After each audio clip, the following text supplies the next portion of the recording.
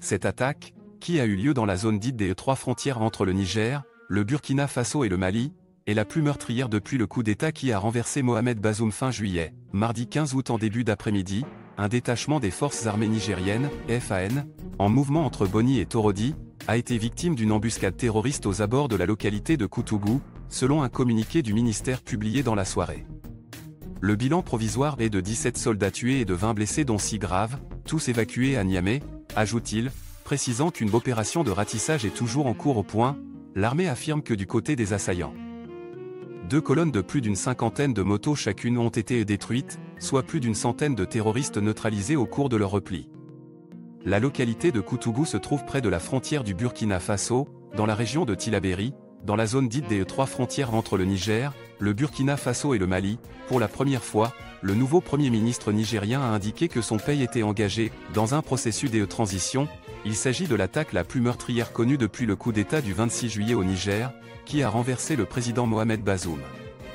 Les militaires qui ont pris le pouvoir, avec à leur tête le général Abdourahmane Tiani, avaient principalement mis en avant la dégradation de la situation sécuritaire pour justifier leur coup de force, la voie de la diplomatie privilégiée. Cette attaque survient également avant une réunion militaire cruciale de la CEDEAO ce jeudi au Ghana. L'organisation doit se pencher sur les modalités d'une possible intervention armée pour restaurer l'ordre constitutionnel.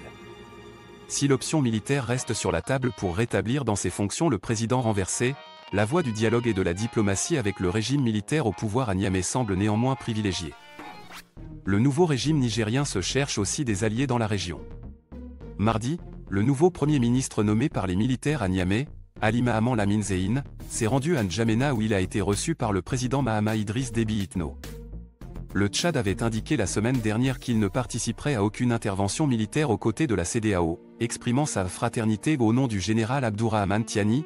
Ali Mahaman Lamine Zeine a souhaité renouveler le sentiment de bon voisinage entre les deux pays, insistant toutefois sur l'indépendance du Niger.